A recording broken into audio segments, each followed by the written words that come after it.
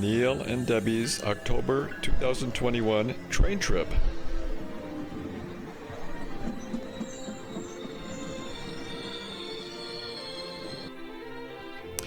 We left Whitestown at 10:20 Sunday morning, October the 10th. We drove northwards towards Chicago, and I dropped Debbie off at the United Terminal at O'Hare, and I left to park the car. They had a brand spanking new parking garage there, so new that they had not yet installed signs directing you to where to go. They still had the old signs, which were now wrong. So I spent almost an hour going around in circles and dead ends before finally parking. Well, I finally got back to Debbie at the airport, and we boarded our flight. It left O'Hare at 4 p.m. Central Time, and it arrived in Portland, Oregon at 6 p.m. Pacific Time, a little bit over a 4-hour airplane ride. We picked up a rental car at the airport, and we drove to our Best Western motel. Our GPS kept acting up, so we circled the area multiple times before finally managing to locate the motel and to pull into the parking lot. But there we had a restful night's stay. On Monday morning, we decided to take a drive towards Mount Hood, the local mountain attraction. We apparently got pretty close to it, but the very tall pine trees that covered the area were so dense and tall that we never did actually see a mountain. We would not have known there was a mountain there. We did reach maybe 3,500 feet elevation, and then suddenly we entered a snowstorm, which was kind of fun and unexpected. Well, we quickly turned around since the road signs all warned about using chains on the tires. Back in Portland, we drove past the train station to see where it was. We passed street after street of tent cities of homeless people, a very dominating sight there in Portland. We tried to find a place to eat in the area, but everything seemed like it was closed down. Finally, we found a Denny's after leaving that area.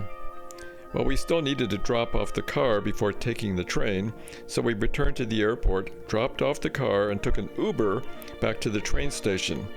It all went pretty smoothly. We got on the train. I didn't actually record us boarding the train. I sort of forgot while we were doing it, so I took these scenes the next day when we made a longer stay in Montana. It shows me re-entering the train in a coach car just behind or just ahead of our sleeper car. I walk in and turn to the right, and then I walk up the stairway leading to the upper level of the car where, most of the passenger activity occurred in the upper levels. Sort of awkward stairway sometime.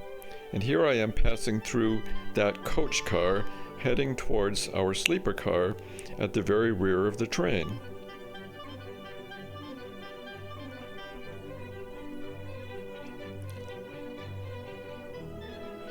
And here I'm approaching and entering our sleeper car. The first half of the car is the roomettes, which we had stayed in for most of our previous train trips. There was 10 of them along here.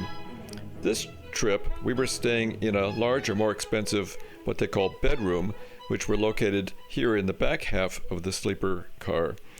They were about double in size and had room to actually stand up straight and tall and get comfortable. Now here I'm actually entering the room, and we see Debbie sitting at a desk area, and then here's some extended seating area, and it folds down later. The porter can fold it down to make a bed. We had an in-cabin restroom and shower. And then here I'm going to step outside and show outside again, which we had just seen. I'm going to look both directions. You can see outdoors there too. And then we're going to head back in. It is really a smallish room still compared to what you would normally have, but it was much roomier than the roomettes, and actually generally quite comfortable, and a nice place to stay for a couple of days. Well, the train left Portland at 4:45 that Monday afternoon. The eastbound Empire Express actually begins life as two separate trains, one leaving Seattle and one leaving Portland. They join up and become one train later that first night in Spokane, Washington. We were on the southern Portland train segment at the start of our trip. So the scenery that first evening was wonderful as we traveled along the Columbia River that separates Oregon and Washington. And here are some of those scenes. As we're traveling east, we're actually here in Washington State looking south across the state line and across the Columbia River into Oregon.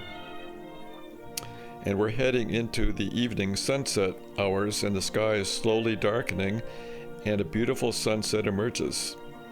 It was a joy watching the countryside go by as the lights slowly faded.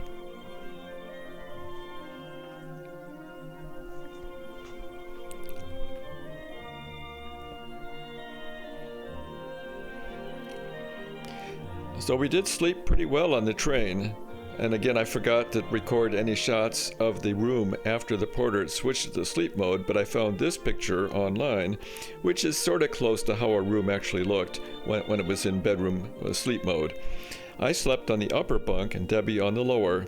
Unlike in the roomette, the lower bed of the bedroom could almost accommodate two people, but it would have been quite cramped, so I took the upper. This train seemed a little smoother than some that we've been on, and the gentle motion of the train usually helped rather than hindered sleep.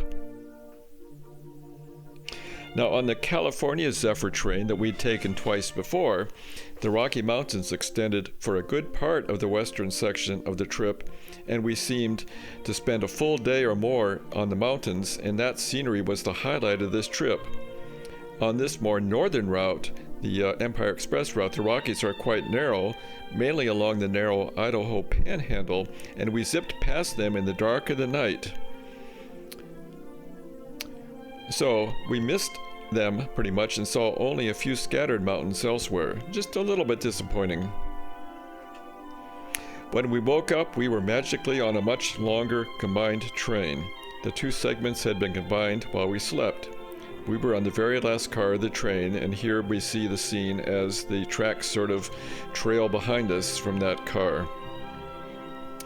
For breakfast that Tuesday morning, we made the first of many long trips to the dining car located about 5 cars forward from our car.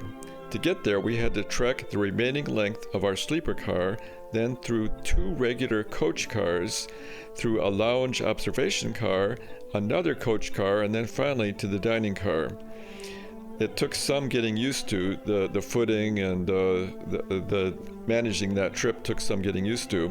And sometimes it was a little awkward walking through those coach cars because, of course, we were traveling first class, and we didn't envy at all those poor folks stuck in those seats. Many for the whole 2-day trip, many with kids in tow. People there were always sprawled in all sorts of uncomfortable, awkward positions. The train was relatively empty this time for some reason, so that they could at least sprawl across 2 seats, but I still didn't envy them at all. Okay, now we're approaching the dining car here and entering the dining car finally after that long trip. And there you see the hostess up ahead over Debbie's shoulder showing us to our seat. So the dining experience on the train was usually quite nice. There were always very pretty roses on the table, and unlike on previous trips, we got our very own private table and did not share with other travelers.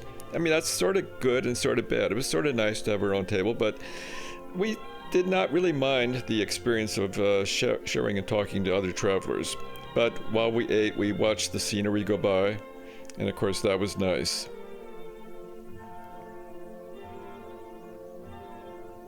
Tuesday was all Montana. Not really that exciting, but yes, there were still some nice scenes. Just nothing really spectacular. you can sort of see the scenes go by in different directions here, because sometimes in the dining car we would be facing one direction and sometimes in a room the other direction. So you see things moving in either direction, where the train obviously is always moving east. The Tuesday evening meal was a little nicer, beer and steak. The dining car, I should have mentioned, was limited to the sleeper car, first class passengers only, and it was included in the cost of the ride, though we were expected to tip. We slept through North Dakota and we woke up to Minnesota. So Wednesday then was Minnesota, Wisconsin, and then into Chicago.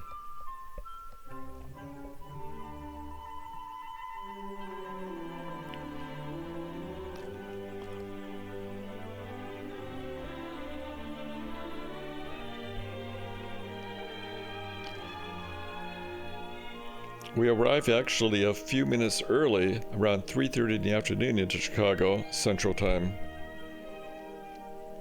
Overall, making it a 45-hour train ride compared to the California Zephyr, which was around 52 hours in length.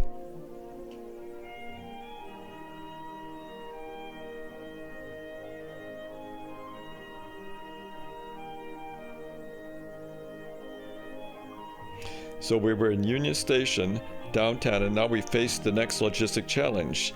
Our car was at O'Hare, so we summoned an Uber to get us to our car, but it was rush hour, and it was a 75-minute Uber ride to get to the parking garage. Now, I left Debbie comfortably seated in front of the parking garage. Remember that parking garage? My nemesis on the first half of the trip. Well, I left for a quick trip to get the car. I got to the parking garage where my car was, but I realized I had no idea where on the roof my car was. So I had to jog up and down what felt like about 1,000 acres of cars, and pushing the emergency button on my key fob, trying to get my car to alert me as to where it was. Finally, after what felt like a marathon distance running, I finally found the car and got in. But then I discovered that this brand new parking garage had made no provision for someone leaving the garage to actually return and go back to the front of the building. The only option was to exit to a main road, so then I was stuck out in the main road, and I had to find a way to U-turn back and return. So it was probably an hour that Debbie had to sit there until I finally got back to her. And of course it was still rush hour, so we had to travel once again across the Chicago landscape in our car in slow motion before finally leaving Illinois, getting in Indiana, and completing our trip, arriving home at 11 p.m. on Wednesday evening. So a couple concluding points. The Empire Builder was a very nice train trip. We enjoyed it very much, but I would have to say the California Zephyr ride through more central United States, Denver and Utah and Nevada and so forth, was a much more scenic route. As far as whether the bedroom, which was well over twice the price of the roomette, was worth it, Debbie and I are a little bit in different opinions. We both liked it very much, but I sort of liked the roomette as well. Debbie really liked the extra room and the bathroom in the room as well. But the next trip we take, where we take a transportation vehicle for a scenery kind of trip, we might choose a cruise instead. Cruises are probably half or a quarter the price per day, and more flexible and more scenic maybe. Still, we both find it hard to totally abandon our love of trains, and we'll probably be back in one at some future date. Thank you.